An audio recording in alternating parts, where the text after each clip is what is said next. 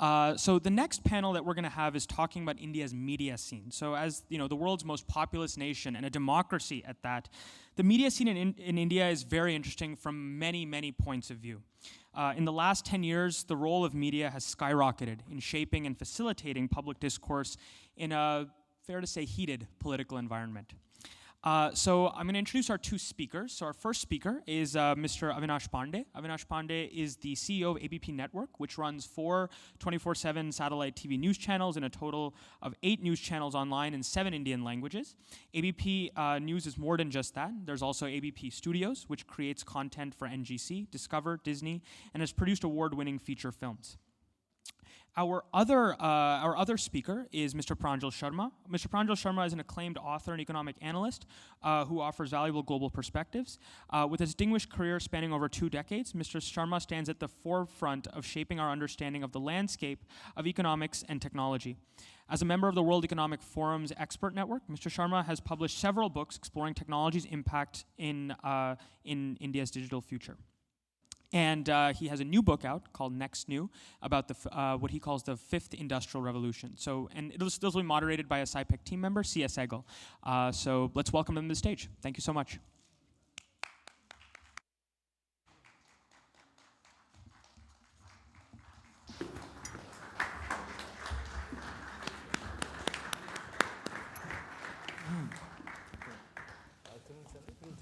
Super.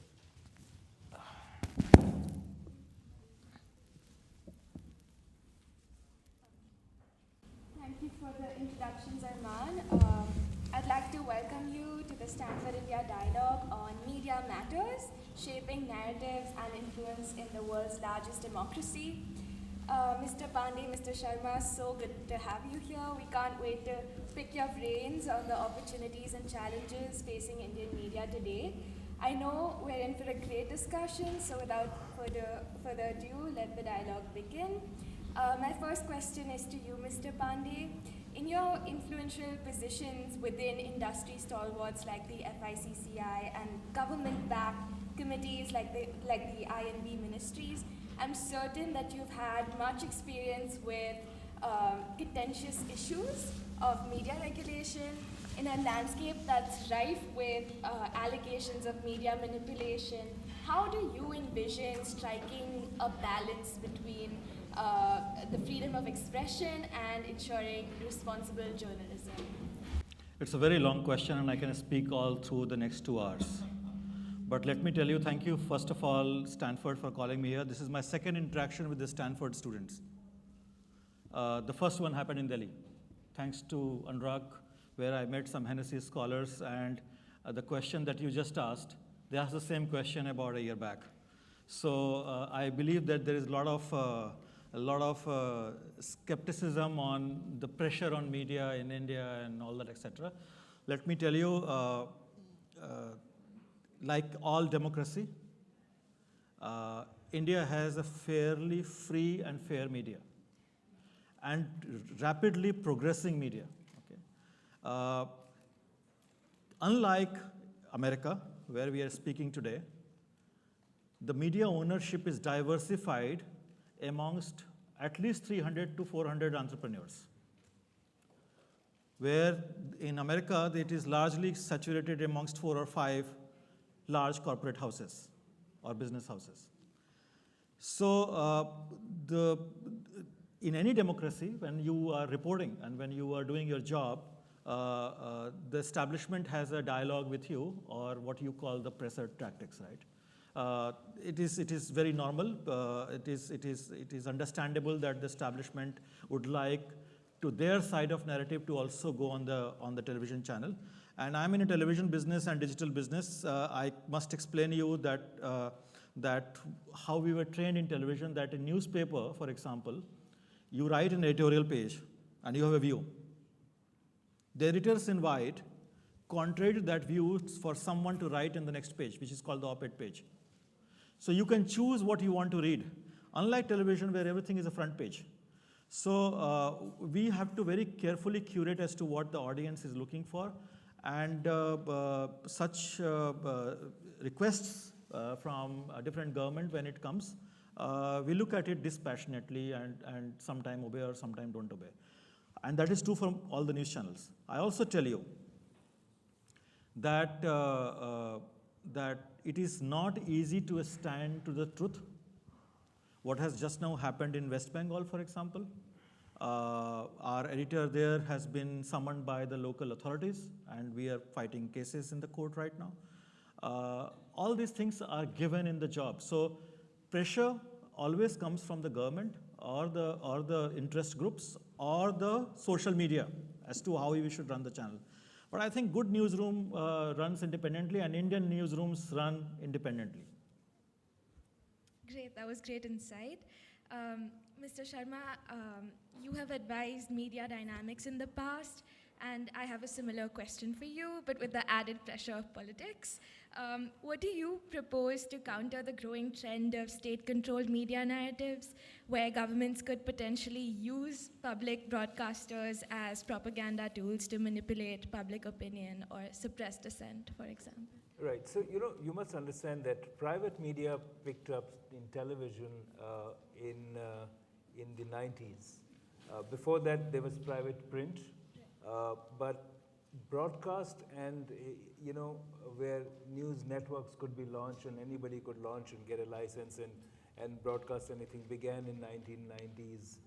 And that was the time when this monopoly of state government, of the national government's broadcast networks, Doordarshan and Akashwani, basically that was the beginning of the end of their monopoly, right? And in the 30 years plus since, what we've seen is a wide variety of private networks proliferating across the country in every language possible. If you go to a town like Jaipur, I was actually in a town of Jaisalmer a few months ago, and you click on the TV in the hotel room and you surf, you go through 10 networks which are only about the locality around Jaisalmer and the region, right? You go to Jaipur, if you go to Uttar Pradesh, you go to any of the states. So it's so much, and a lot of local cable television. It's pretty much like what's happening in USA, that every region has its own network and a wide variety. So honestly, today, the government's network is a small percentage of the entire broadcasting ecosystem. Understand that a government-owned network is a public service broadcaster, the same as you have NPR in India, in the US. Their role is essentially to talk about government policies and have very clean, non-agenda, bipartisan information being given. And I think that's a very important role. I would not call it propaganda. It's propaganda when there is no other option available for a viewer. When an option is available to a viewer, then it cannot be propaganda, because you can easily surf. It takes 30 seconds or less to go through 10 more channels as you're surfing. So I think the age of propaganda is pretty much over. What you do have, propaganda in terms of government-controlled, monopolistic propaganda is over. Of course, everybody wants to put out their point of view. The government will want to put out their point of view. The opposition party puts out their point of view. Various elements in the business want to put out their point of view. But I don't think that we can say that in India there is any scope for monopolistic propaganda anymore. Great. Building on your idea. Not possible in India. Right. It's not Russia. Building on your idea of propaganda audience engagement, I would like to ask you, Mr. Pandey, how might recent calls for tighter regulations amid TRP manipulation controversies reshape the media industry? Do you believe that stricter regulations alone could address such challenges? First of all, see, we should believe in free market and free economy. So less regulation is always better. And Amitabh is going to speak after this, I suppose. And Amitabh has said in the India Dialogue, for which I came thanks to Amit Kapoor, who invited me to speak at India Dialogue. Amitabh emphasized that the self-regulation is the best regulation. He wants industry, and the government of India wants industry to be self-regulated. I'm the association president of the news broadcaster, and we have a self-regulatory body functioning for last almost 14, 15 years absolutely perfectly. So as an audience, you can complain about our content that you don't like. You know, India is a country where people complain about content also, right? So when you complain about the content, it is given a hearing as to what are your grievances, and there is a retired Supreme Court judge which presides over this, and it deals with. So the regulation is not the answer for this. As far as the TRP measurement science is concerned, I have said this before, and I have been in a publicly speaking about this, that the current measurement science in India, which is controlled by BARC with all noble intention, at best is a passable system. It just does not deliver, right? The things have changed, and there are controversies here in America also with AC Nielsen measurement science, because the content delivery mechanism has changed. How many of you have watched television in last 1 month? There is one guy, right? How many of you have watched videos on your mobile?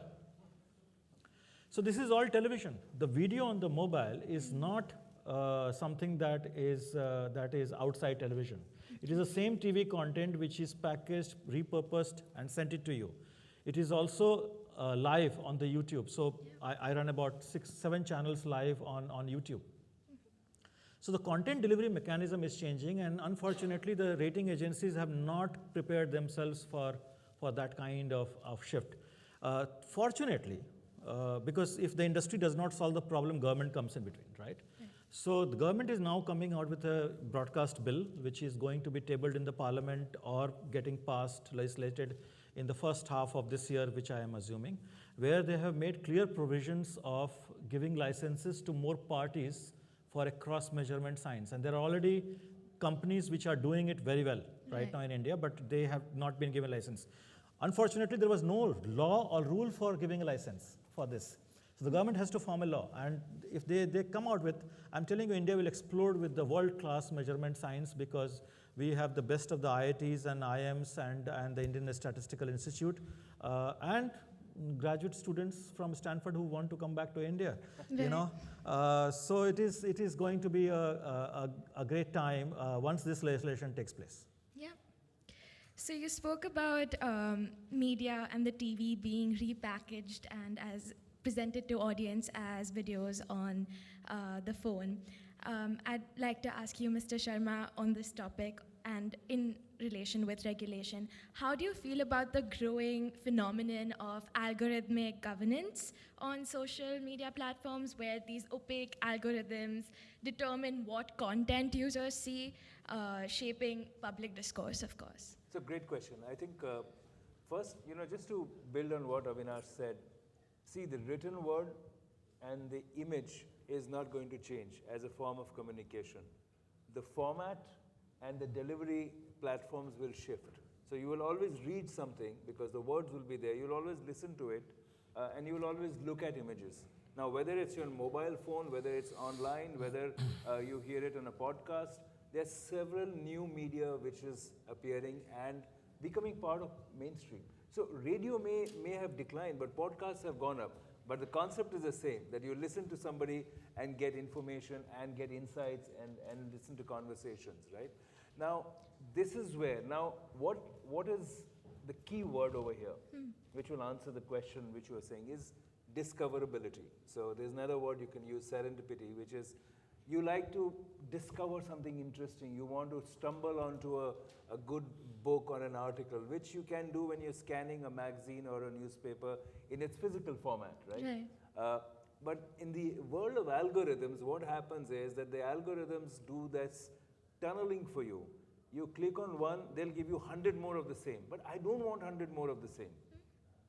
I probably want to see some more things which I don't know what I don't know. I want to look at articles which I haven't even heard of. Of course, friends are always recommending stuff, so that's an important force. Yeah.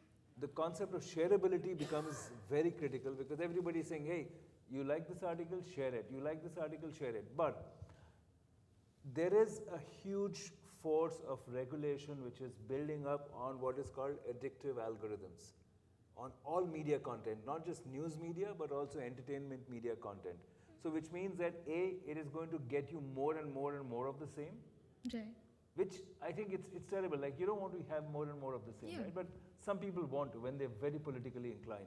So there is a sense that between self-regulation and government rules, you have to make sure that you do not take people down a rabbit hole where you're just ending up in a place where everything looks and reads the same, right? But that's not good for democracy, and that's not good for public discourse, because I need to have different facts. I want to have different opinions. I don't want manipulated information to be offered to me. So I think that is something that we need to be very careful about, and I think both civil society, the media industry, the technology platforms, and the government need, and the regulators need to have a say, come together on the table and say, look, how can we do it? But from what I understand, that the concept of addictive algorithms is being very, very seriously scrutinized. Right.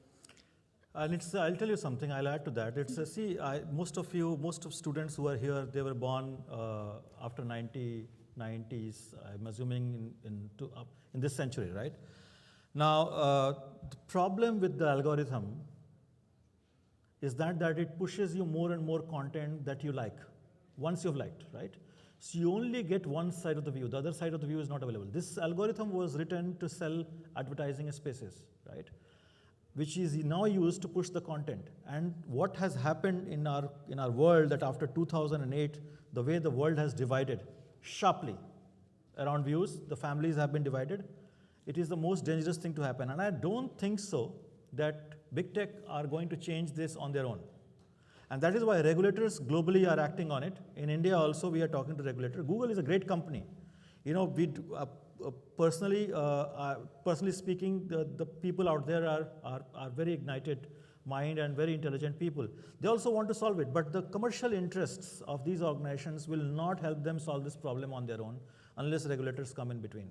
And that is what is happening in Australia. It has just happened. It has happened in Canada. It has happened in France. I'm hearing that something like this is happening. New York Times has already sued them for something. Or in India, we are talking to the regulators as well as to the big tech to solve this problem very soon. Because this is not good for the society large. And you know, and there's going to be now Gen AI content. Now, Right. Gen AI content means you ask, okay, what's the weather like in India, or you say, okay, what's the political big ticket political issue right now? It's going to gather information from various sources, synthesize it, and offer it to you. Now you don't know what those sources are. Okay, now they are trying to develop it and make it far more transparent. But again, the same kind of algorithms are going to define Gen AI, which is in its very early stages, and therefore you cannot 100% depend on them for absolute veracity of the information. Absolutely, yeah. So shifting gears just a little bit, Mr. Sharma, you're part of the World Economic Forum Expert Network. I was wondering, how do you address the perception that global gatherings like the World Economic Forum, especially with significant participation of businesses, predominantly prioritize the elite interests? And we know that some critics argue that decisions impacting billions are often made behind closed doors, creating this disconnect from the realities of everyday citizens, the regular citizens. So what would your response to that be? So look, I think World Economic Forum is a body which has been hosting global leaders for more than 50 years. Right. Right, and it brings both political leadership, business leadership, civil society leadership, and in recent years they brought youth leadership, they brought science leaders, they brought innovators, all on the same platform to engage and understand what's going on, so that each gets the perspective of the other. They're all meeting in an open format, so there are no closed door discussions happening over there. But a closed door discussion can happen anywhere, you know. Two billionaires want to decide to form a cartel. They can do it in a village in Nairobi, near Nairobi, or they could do it in Alaska. They could do it anywhere. True. So if any two important influential people want to do something in closed door, they always have that option. So I think it's unfair to say that the World Economic Forum is only about the elite and doing that, because what it's offering is a platform for everybody to participate. So essentially they're asking, Pranjal, how can they reach there? So you have to... Well, there are a lot of people, a lot of young students. So they have created a lot of interesting communities. There is a community which is 20 to 30 age group. They're called Global Shapers, and they have hubs all over the world. They're self-organizing young professionals. Then they have the young global leaders who are reaching positions of influence. Then, of course, there's a scientific community. There's a innovators community. There are social entrepreneurs community. Right. So the point is that this concept of an elite just coming together once. Look, if the elite want to rule the world and control the world, they won't even tell you how they're doing it, right? True. Why would they go to an open conference and actually say that, oh, I'm going to come there, let's all get there, the world is watching us, but we'll do something in secret. Look, it's a bit of a, it's a bit of a trope, and people they like to criticize it, but criticism is welcome. I think what I have seen World Economic Forum is evolve constantly to bring in more and more communities for a conversation, and between communities, and not just within communities, but between communities. Right, absolutely. Staying in this slightly controversial realm, Mr. Sharma, in an industry that's often criticized for its portrayal of socio-political narratives, I'd be curious to ask you, Mr. Pandey, of a time when you may have faced intense scrutiny or backlash for a decision made by the ABP Network, and how you have navigated the aftermath. Yeah, maybe you put out a great story, but everybody said, oh, that's a terrible story, right? I'll tell you something. Our problems are very different than what you students think out here. Our problem are that we have put out a great story. Okay. But there's no one watching it. Like half of the audience left us before we joined here, right? So that's the irony of working in news environment. You have to really work hard for every eyeball that you can attract. So I'll tell you a story. Okay, it is little funny. Okay, but that's the story. So what was happening is that in the early 2010s, we were doing a lot of political stories, and the political stories were not getting much traction, because you had coalition government at the center. There were odd politicians who were still trying to sell what was the 1950s election showed, like elevation of poverty, right, equal rights, and etc., etc. So there were not much interest. Consumers were not taking much interest in watching television. So we decided to move to do some remarkable journalism, right? So we did a sting operation, okay, on MP Lad Fund. I don't know if many of you know the MP Lad Fund. All MPs get X amount of money to spend in their area of work, okay? And sting operation is a secret camera recording of anything. Right? So we did a sting operation. We crossed political parties. A member of parliament, we went and we formed a fictitious company, and they said, you give us the money, and he said, okay, give me so much of money. There was a corruption, right? So we said, wow, what a good story. It will give us the rating. So we decided to put it on channel in the prime time, and obviously you have to run the promo so that people can come. And so my rival competition channel at that time realized that there is something going to be a great story coming on ABP, and we must counter it. Okay. So my nearest competition did a story on how Sholay was made. So when he used to call Dhanno, how the style of Dhanno was. And that show was exactly broadcast at the same time for 1 hour. We got almost 0 rating, right? And that particular program topped. Now, in an environment like that, you are often very quizzed by your stakeholders, saying that what kind of channel we would like to make, but we have to maintain sanity, So what we call, choices being made. So we have a problem not of backlash. We have a problem of, is someone watching or not, right? And how do I tell an interesting story? Yeah. This business is only about 2 things, okay? That you have to be interesting, and you have to be interested in your audience. Right. If you understand your audience well, you will try and being interesting in what stories that you tell.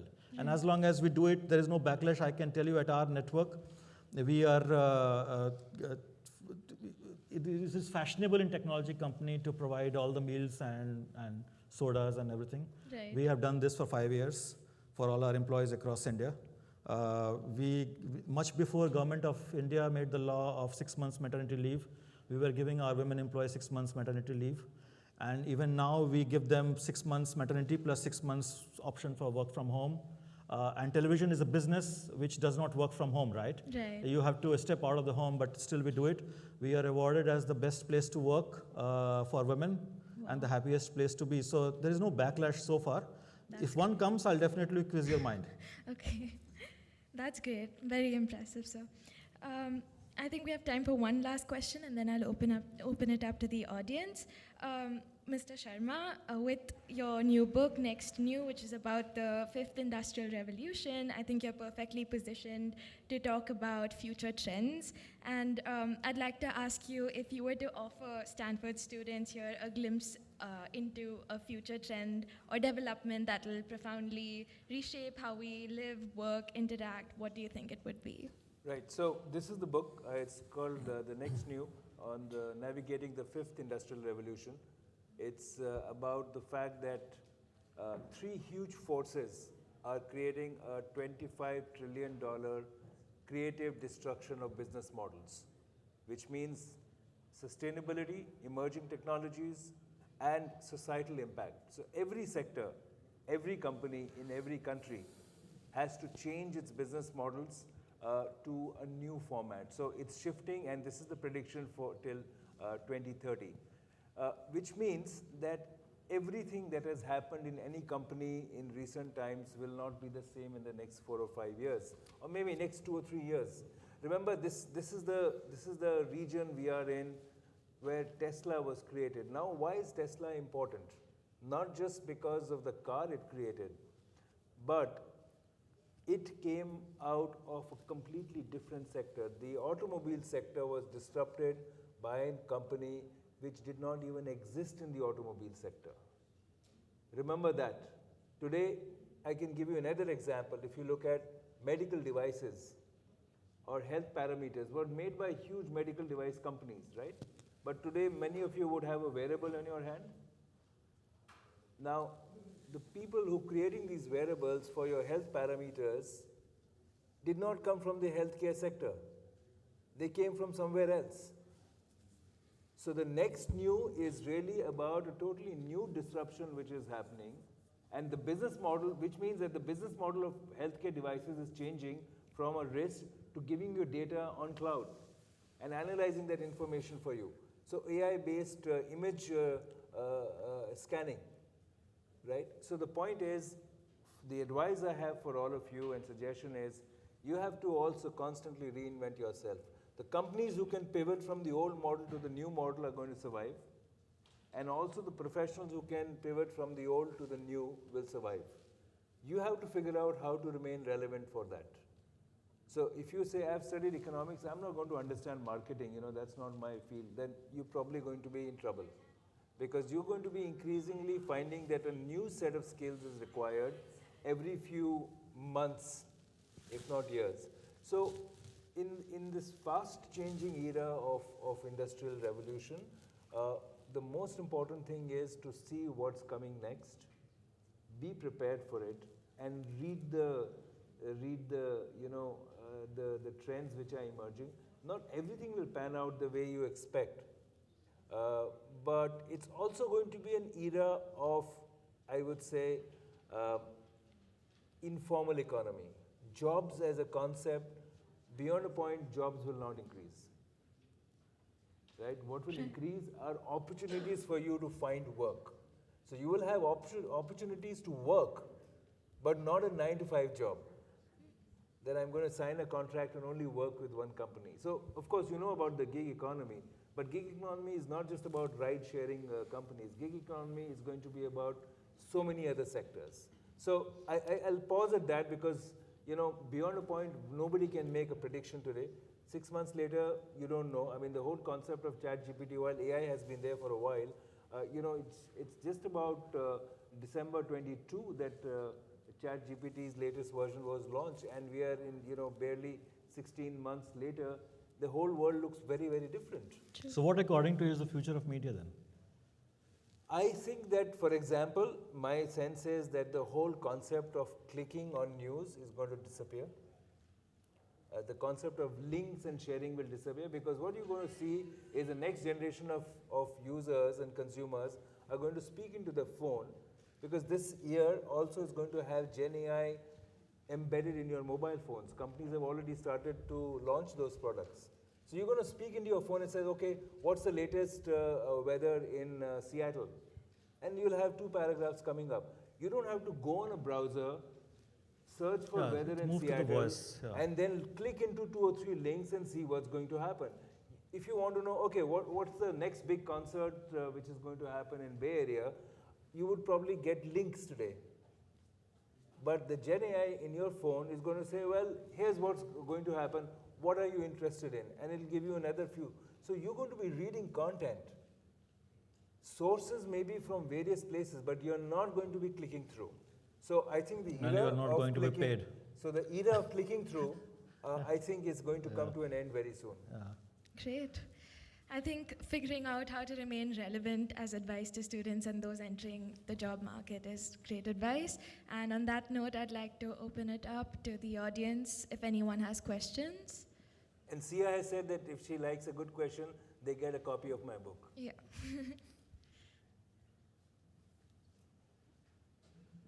Hello. I have a question for Mr. Pandey.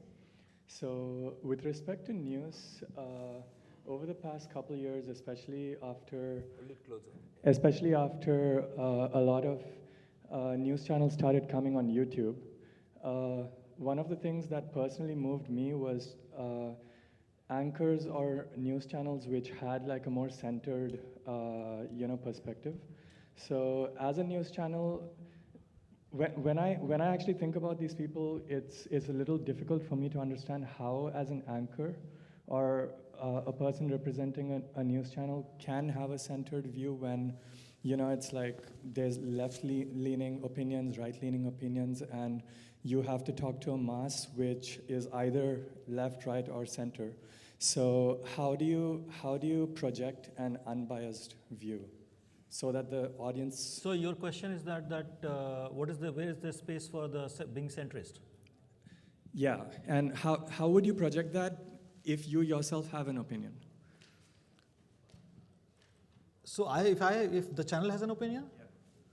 Okay, I'll tell you something. Not having a view or a bias is the biggest bias that one can have. Okay, because you are not giving the guy the due share that he or she deserves, right? So that's my view, personal view. As far as the news channels are concerned, they are all left center. We are in the center, and being in the center has one danger. Somebody can crush you on the road, right? Because you are standing in the middle of the road. But you have to take that exposure if you are working in a news channel and presenting both sides of the view. The problem with the news, I don't know if your question was related to that the problem with news television is this, that you cannot attract audience if you're not raising eyebrows, right? So you have to say something which is interesting and controversial. I'm trying to do so in last half an hour to raise your attention to me. Let me add to what Avinash said, because I've actually hosted shows. I used to host shows. I used to be on Bloomberg Network in India and several networks in Hindi and English. So there are 2 types of shows. One is a show which is a news show where you're a presenter. You're presenting everything from every side, right? Which is fact and information based. Then there is a talk show, right? Where the person who is the host of the talk show, and as you see in US, right, you only see talk shows. That person will come with a certain agenda, perspective, and that's when you choose to go to that person. So you know that this person is only going to be left of center, or this person is only going to be, right of center. And there'll be some people who are satirists, who will make fun of everything. You have those kind of so satire is the new news in many ways. So you have a range, and I think it'll keep evolving, but a lot of it is driven also by consumer interest. But I'll pause there. Great. I hope I answered your question. All right, thank you.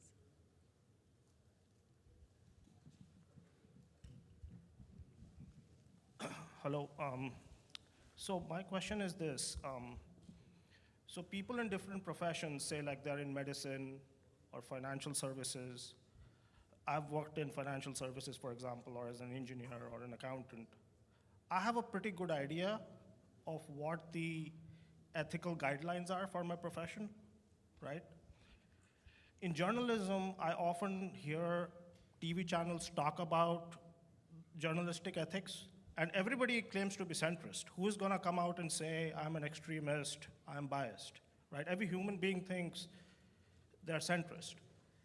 My question is, I have never seen like a document or some guidelines of what really is journalistic ethics. It seems to be a very ephemeral thing, which can mean anything. And realistically, in the Indian context, so somebody, I think it's mainly one state, but if somebody, a news channel or a newspaper is operating in West Bengal, where law and order is, according to the constitution, completely a state issue, the high courts, the entire justice system is not very efficient or reliable. Realistically, if the government is essentially a bunch of murderous thugs, how can you be, realistically be, do your job ethically? You're not supposed to die. So you have two questions. One is that what are the rules that we follow and how do we do our job in conditions which are not conducive to do a fair and balanced journalism. See, first of all, there is an act called Cable and Satellite Regulation Act. It has been amended time to time. It started in 1995, which clearly lays down the principles of our business. Apart from that, there are downlinking and uplinking guidelines in India, which we have to abide by. And third is the ASCII code, which is where we have to serve the ads accordingly, and we have to declare the funding if we have received for any particular news item, unlike in America. Okay. So we have enough guidelines, and within those parameters, all the news channels work. And if they don't, there is a committee which one of the association that I head has got self-regulatory committee which looks into it. The second question of that was that look, you referred about West Bengal. What is happening now is very sad. But let me tell you, the news industry is united. Our editor was summoned by cops repeatedly, and the other news channels ran a story on it, saying that this is not done. And thankfully, the India federal structure system takes care of it whenever something goes around like this. But as an association president, I keep receiving letters, journalists being arrested somewhere in Kerala, Tamil Nadu, different places. These things happens. It's a vast country, it's a large country, something like this will happen. But largely, I tell you, all the newsrooms in India are with the ignited people who knows what to do, how to do their job. And I'll also tell you something, public is not idiot, okay? Public understands. As long as you are serving the public with their interest, you keep getting the rating and you keep getting the viewership. So that's not a worrisome thing that we think of. We keep doing our job.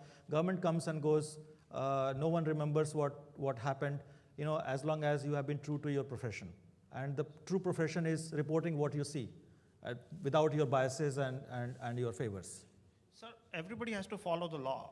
The law is not ethical guidelines. So No, I'm talking about, so for example, the Cable and Satellite Regulation Act and etc. that I mentioned about, we have our own self-regulatory guidelines, which all news channels follow. Yeah, it is quite comprehensive, and I'm very happy to inform you that Government of India in the new broadcast bill has taken the entire portion of our ethics code. I'm very happy to hear that. Thank you. If anyone else has questions, yes.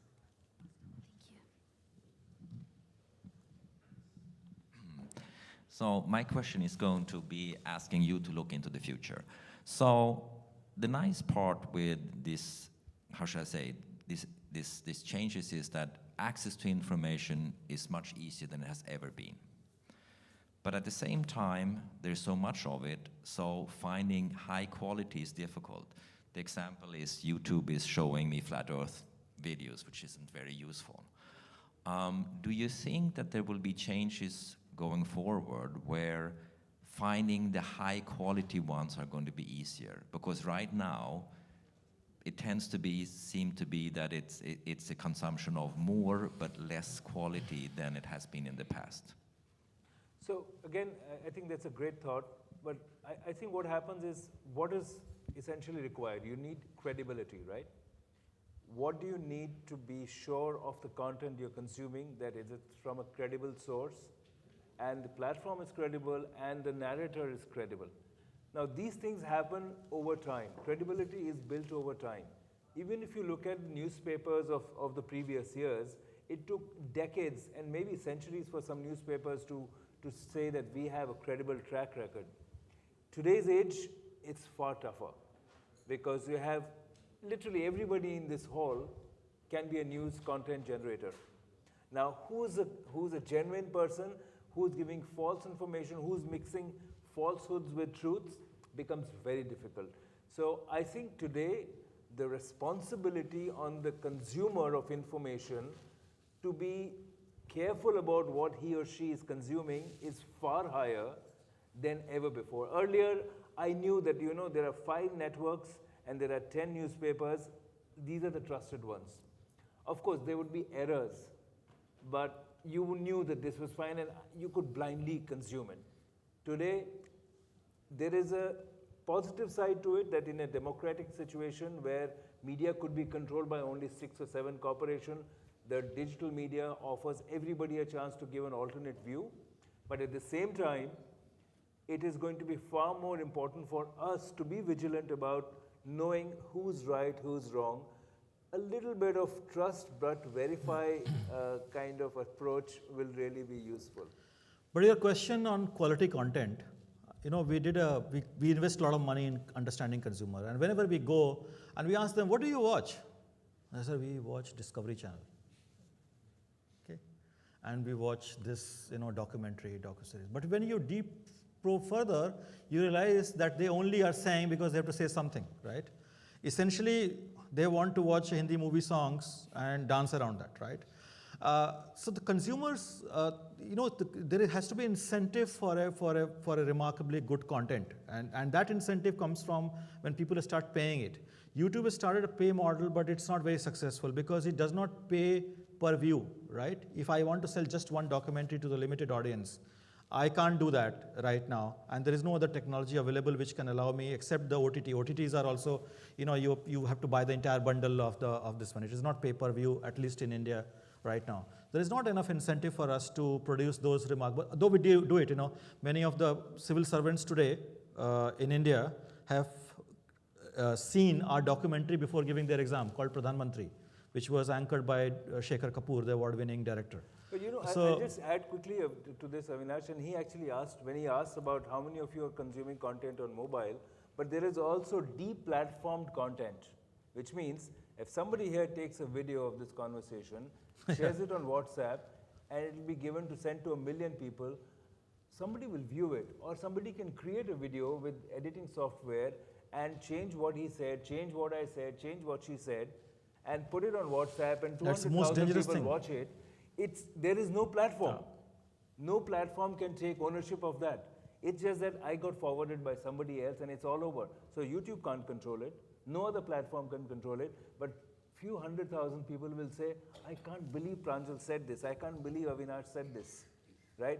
That is where the tricky zone is, because a lot of people are consuming information on deplatform platforms, right?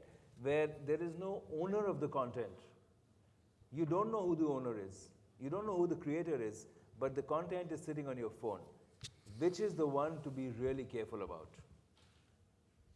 I think he has a question, last one? Or? Yeah, we can take a last question. Okay. Yeah, okay. So I think the new AI revolution, the biggest industry which is going to get impacted is the media industry first, right? Entertainment industry or media industry. So my question is basically, generative AI with stable diffusion are going to create new, like they are going to cause job reductions for creative industry.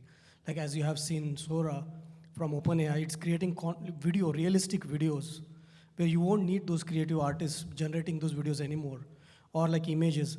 So one is, do you think any regulations that might come up in India basically to save that industry? Second would be the fake content that would get generated through realistic videos. Are you even like, do you have a vision for that? How do we counter that? Bhai Sahab, I must tell you this fake news existed since the age of Mahabharata, okay? When they said that Ashwathama, Vadho, Naruva, Gazo, right? So fake news always exists, and let me tell you, whenever a new technology comes, there is a rumor mongering, or there is a spread of the information saying that, look, it is going to eat away all the jobs. That never happened with the computers, right? When computer came, I still remember when in 1990s there was long form articles written in India saying that, oh God, all the jobs are going to vanish, people will be unemployed. Technology has only one job, and technology's job is to create time so that we can be more productive. We have been, I can tell you, in 2010 Cannes Festival, when I went, I was given a book, a fiction book, which was written by a machine, right? It has all emotions. So AI technology existed for almost 2 decades. What we are using right now in media industry is to make sure that a large part of the breaking news job is done by the AI, by verifying the source. And the more deeper work, our journalists should be involved in doing research and putting it together to you.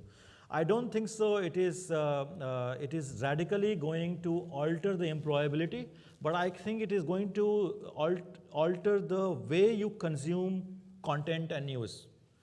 It is going to change, but we have to see how it does. And it will be, I'm an optimist, the future is always better than what it is today. The point is that on fake news, there is now strong regulatory impetus coming on saying that if it's AI-generated content, it needs to be watermarked. So there are a lot of ideas being floated that how do you distinguish content created by a human versus a content created by AI? And which is where regulations will come saying that if you have created an algorithm to do something like this, it's incumbent on you to also have embedded in it the source of who did it and how it was done. So that when something like this watermarking, now there are some people say that it may not work, it can be removed. A lot of debates are going on, but what is sure is that people will demand accountability for content which is created. And which brings me back to the point, if you see content where you're not sure who the owner is, you don't know who the creator is, please do not believe it. And don't forward it. And don't forward it, because you are then the editor. See, You were spreading the fake news then. I have been an editor for decades. What is the job of the editor? Is a filter. That this is not acceptable, this is acceptable. Now, when you have technology, you will have to also play the role of the editor. If you're not sure of something, don't forward it and share it. But most importantly, question the source, question who could have done it. I think, therefore, the responsibility on us is going to be much higher. I'll give an example of fake news recently. Dawood Ibrahim, every Indian is interested in, right?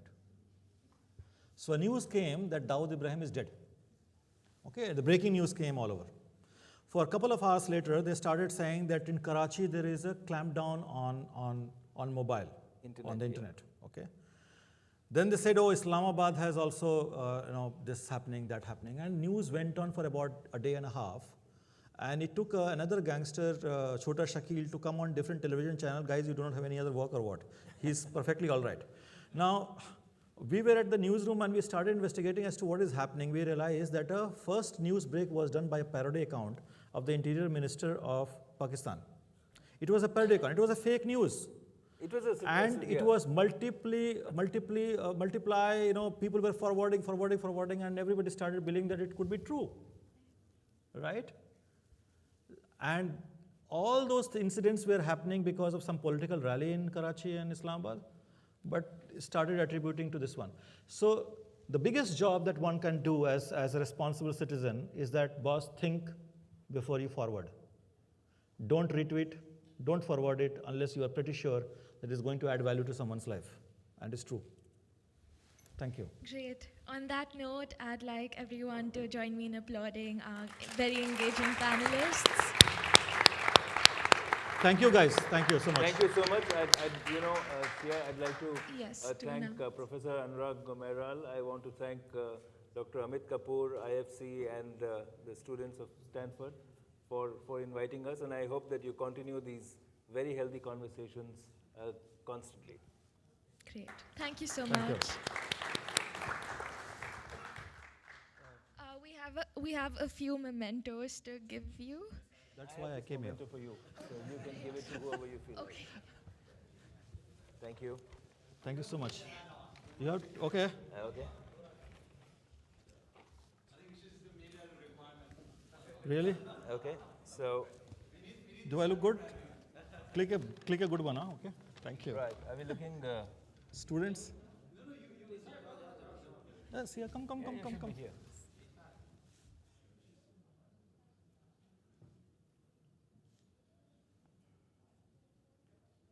Thank you. Thank you, guys.